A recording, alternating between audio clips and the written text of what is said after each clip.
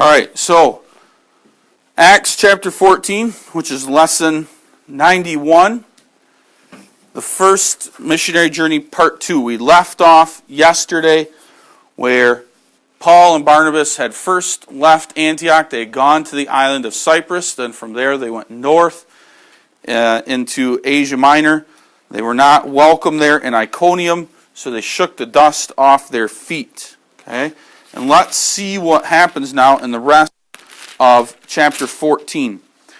So we'll start there. And it came to pass in Iconium that they went both together into the synagogue of the Jews, and so spake that a great multitude, both of the Jews and also of the Greeks, believed. Long time, therefore, verse 2. But the unbelieving Jews stirred up the Gentiles and made their minds evil, affected against the brethren. Long time, therefore, abode they, speaking boldly in the Lord, which gave testimony unto the word of his grace, and granted signs and wonders to be done by their hands. But the multitude of the city was divided, and part held with the Jews, and part with the apostles. So let's stop and just take a look there. So they go into Iconium, and what's the... how are they received here at Iconium? What's the reception like? Kenton? A lot of people believe. Verse 3. How long were they there, Micah? What does verse 3 say?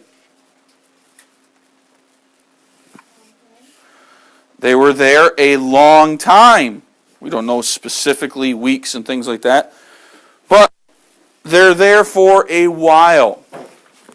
What group of people believes at first? Logan?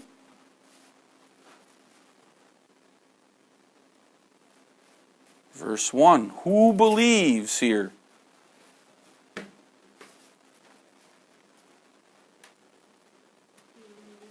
Jews and Greeks. All of them? Well, we can go on to the other verses and say no, not all of them, but there must have been some Jews who believed what was spoken by Paul and Barnabas in the synagogue. Proselytes probably were some of them. That's the idea of the Greeks here. Those who were Greek but became Jew by paying and by following those ceremonial laws. In the end, it appears as though half of the city stuck with the Jewish leaders and said these guys are false prophets because they teach about Jesus being the Messiah. They teach about the resurrection of the dead.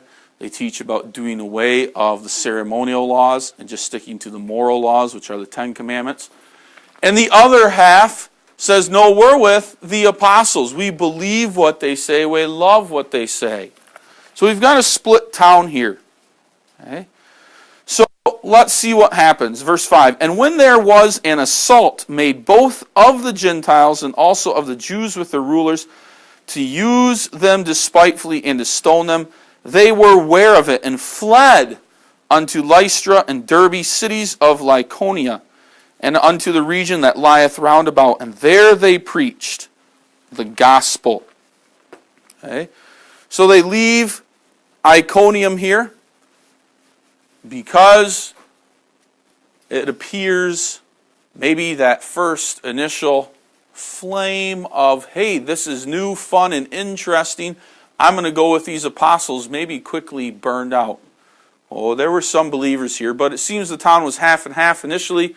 But after a while, it may be like the seed that fell in the soil that was rocky. It barely grew any roots. And very quickly, the zeal and the energy that was there at the beginning died. And so it is that Paul and Barnabas are wise here, and it says they flee, they got rid of, they got out of here. Okay? So we see the preaching here causes a little bit of trouble. Okay? The preaching doesn't just have people who are lukewarm. There are going to be people in your lives, sadly, who are going to say, I no longer want to hear the pure preaching of the gospel. What your minister is saying off the Protestant Reformed pulpit is no longer true, and I'm going to leave your church and go to another one. And what's sad about that person is not that they just go their way, but it's as though sometimes they like to come back and talk to old members and stir up a little bit of strife. Okay? Make a little bit of trouble, especially maybe on the way out, because that's what God's Word does. It either works in our hearts a love for God, or it works in our hearts a hatred. Okay? And it's difficult to be neutral, just say, well, yeah, I don't really care. It's all right, or I don't. No, we either love it or we don't love it. Okay? And that's what the preaching does to people. So we see that here. First, these people are all gung-ho and let's join with these people. And boy, Paul and Barnabas really have got a great message. And maybe a few weeks later or a month later, now they're kind of sour on it. They're not so excited. You mean I got to keep all these rules and laws? Bah, humbug. Get out of here. Be done with you. And they create all kinds of difficulties and trouble. And so Paul and Barnabas wisely know it's time to leave. Even though there may be some saints there who really do believe, Paul and Barnabas, for their lives' sake, need to leave. And they leave. And they go on to the city of Lystra, and it says Lystra and Derbe there, but they'll be in Lystra for a while. Some things are going to happen in Lystra, and then they'll go on to Derbe, and then they'll turn around and come back through all these towns. So let's see what happens when they go to Lystra. Verse 8, and there sat a certain man at Lystra, impotent in his feet, being a cripple from his mother's womb, who had never walked. So a man who can't walk is born that way. The same heard Paul speak, who steadfastly beholding him and perceived that he had faith to be healed, said with a loud voice, stand upright on thy feet. And he leaped and walked. So Paul perceived that God worked in Paul's mind and his heart to know that this over here who is a cripple has true faith, and he believes, Paul, that the power of God is there to allow him to walk. And so Paul heals him. Verse 10, said with a loud voice, stand upright on thy feet, and he leaped and walked.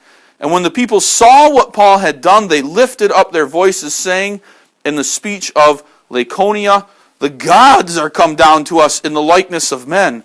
And they called Barnabas Jupiter and Paul Mercurius, because he was the chief speaker. What are those names of? When do we use those names? Jen?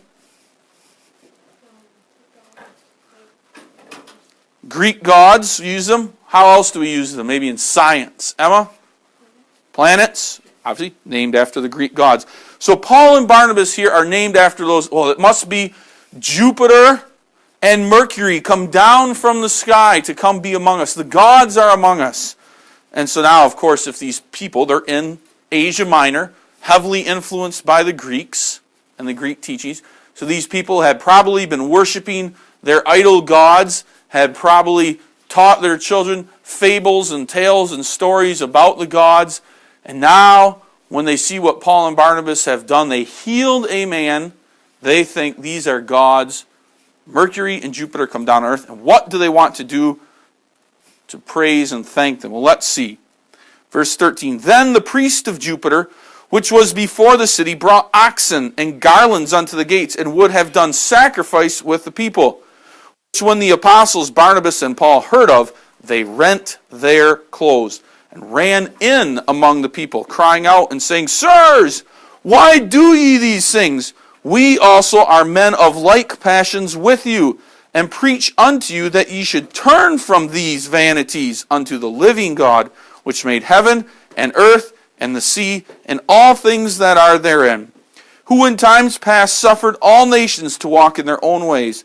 Nevertheless, he left not himself without witness, in that he did good, and gave us rain from heaven and fruitful seasons, filling our hearts with food and gladness. And with these sayings scarce restrained they the people, that they had not done sacrifice unto them.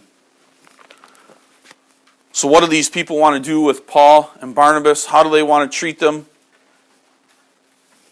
Kenton? They want to treat them like gods. They want to offer sacrifices to them and throw everything to them. We can imagine, probably very similar to the white man coming in on this beautiful ship in his golden raiment and clothing with all kinds of shields and swords and armor. And he walks in among the Indians here in America, or down with the Aztecs and Incas and Mayas in Central and South America. When they saw that white man coming with a pale-like face on this big ship across the ocean, beautiful and with all this stuff on him, of course they thought he is a god, surely. Well, that's what these, and they would worship him until they figured out that this man really wasn't a god, but just like them. But for the time being, that's what these men and women here in Lystra think. They think Paul and Barnabas are gods. They want to sacrifice to them. When Paul and Barnabas learn of this, they rent their clothes, tore them apart, a sign of sorrow and sadness, and go running in unto the people and say, "Why are you doing this? We are teaching you to turn from these ways, these sacrifices to gods and all these foolish ideas. Turn from them and instead walk with God." But the people don't understand it. And that's why these sayings, scarce restrain they the people that they had not done sacrifice unto them. They want to do it anyways. They don't care about the words of Paul and Barnabas. Paul and Barnabas have healed a crippled man. They must be gods. Verse 19. And there came thither certain Jews from Antioch and Iconium, who persuaded the people, and having stoned Paul, drew him out of the city, supposing he had been dead. Who comes to create trouble? Micah. From where? Those two old cities, Antioch and Iconium, where Paul and Barnabas had left. And in their wake, they had left some people obviously upset. So upset that they trailed Paul and Barnabas and figured out where they had gone. And now that Paul and Barnabas are again trying to preach and teach and guide the people here at Lystra, now Jews from Antioch and Jews from Iconium come in. Like we said, sometimes there may be people who are outside the church. They leave the church, but every once in a while they come in and they try to stir up a little bit of trouble. What can we do to make it difficult in there? And that's what these Jews are doing from Antioch and Iconium. And sadly, they convince the people in Lystra, who maybe had hoped Paul and Barnabas would take that position as gods here on earth, rejected it, and that's not what these people in Lystra wanted. So what happens to them here? Well, we read there right at the end. What was the result? What happened to Paul and Barnabas there? Jesse? Stoned, verse 19, and having stoned Paul, drew him out of the city, supposing he had been dead. They figured, he is dead. We have stoned him. There's no way. We can imagine bruising and bloodied and ripped skin. And there he is lying, probably maybe unconscious for the time, almost near death, and they think he's going to die. Verse 20, howbeit, as the disciples stood round about, he rose up and came into the city, and the next day he departed with Barnabas to Derbe. God, by a miracle, healed Paul very quickly so that he goes and he lodges one more night in the city. And the next morning, you can imagine, as the cock is crowing, they are leaving the city, maybe brushing the dust off their feet once again, and head on to Derbe and go to that city. Verse 21, and when they had preached the gospel in that city and had taught many, they returned to Lystra, so now they're backtracking, and to Iconium and Antioch. So they don't go back to Cyprus, or they go to Antioch, wrong Antioch, but to Antioch in Asia Minor, confirming the souls of the disciples and exhorting them to continue in the faith, and that we must, through much tribulation, enter into the kingdom of God. So they comfort them. They say, look, I know you guys saw me persecuted, and I understand that you may be afraid, but I'm here to comfort you. God will be with you. And there will be much suffering. But through that suffering, through those tribulations, God will deliver you into His kingdom. Okay? Verse 23, and when they had ordained them elders in every church, and had prayed with fasting, commended them to the Lord, on whom they believed. So they left them. But in each city, they found men Good, solid men who would be leaders, faithful leaders in each city to be elders over each congregation. And then they leave. And then verse 24. And after they had passed through Pisidia, they came to Pamphylia. And when they had preached Perga, they went down into Attila, and thence sailed to Antioch. So now they go back to their home base, Antioch, over there on the eastern coast of the Mediterranean Sea, from whence they had been recommended to the grace of God for the work they had fulfilled. And when they were come and had gathered the church together, they rehearsed all that God had done with them, and how he had opened the door of faith to the Gentiles. And there they abode long time with the disciples.